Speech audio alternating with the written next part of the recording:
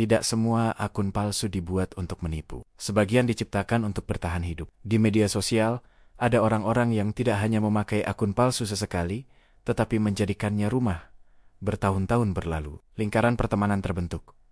Opini dibangun, emosi terikat. Namun semua itu berdiri di atas satu kebohongan mendasar.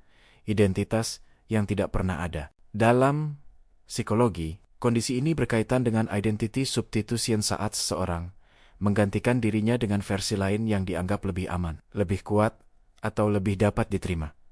Media sosial memungkinkan hal ini terjadi tanpa batas waktu. Tidak ada tenggat untuk jujur. Tidak ada kewajiban untuk pulang ke diri sendiri. Carl Jung menyebut situasi ekstrem ini sebagai dominasi persona sepenuhnya atas self. Topeng tidak lagi dipakai untuk berinteraksi, melainkan untuk hidup. Dan ketika topeng itu bertahan terlalu lama, individu mulai lupa bahwa ia pernah punya wajah asli. Fenomena ini diperkuat oleh apa yang disebut psikologi modern sebagai long-term dissociative coping. Awalnya, akun palsu adalah mekanisme perlindungan menghindari penilaian, trauma sosial, rasa malu, atau kegagalan masa lalu. Namun perlindungan yang terlalu lama berubah menjadi penjara identitas. Buku The Presentation of Self in Everyday Life, karya Erving Goffman, menjelaskan bahwa manusia memang selalu memainkan peran sosial. Namun, ketika peran itu tidak pernah dilepas, muncul kelelahan eksistensial, ketegangan kronis,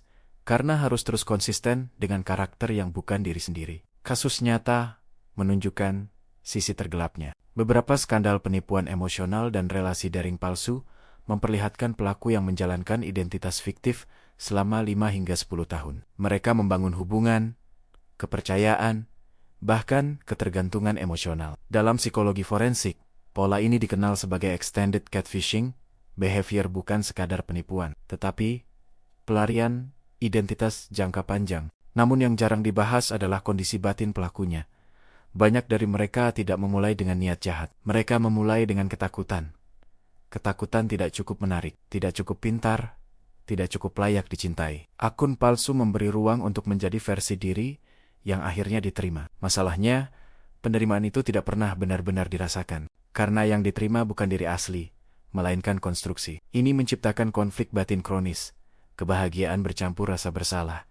Kedekatan bercampur kecemasan. Setiap interaksi mengandung ketakutan terbongkar. Buku False Self, karya Donald Winnicott, menjelaskan bahwa hidup terlalu lama dalam identitas palsu menyebabkan kehampaan emosional. Individu terlihat berfungsi normal, tetapi kehilangan koneksi dengan emosi autentik. Mereka tertawa, marah, dan peduli, namun semuanya terasa seperti peran. Dalam jangka panjang, muncul gejala depersonalisasi dan alienasi diri. Seseorang merasa seperti mengamati hidupnya sendiri dari luar. Akun palsu terus aktif, sementara diri asli semakin mengecil dan diam. Sisi paling gelap muncul ketika individu mulai membenci identitas aslinya.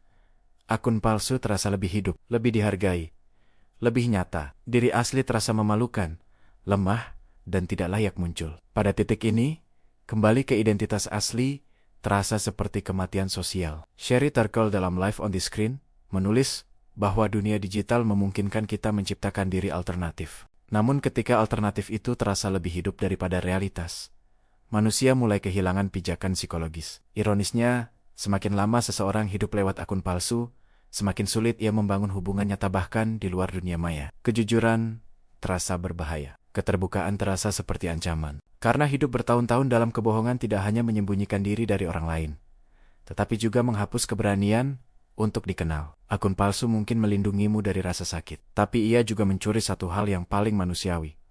Kesempatan untuk dicintai sebagai diri sendiri apa adanya.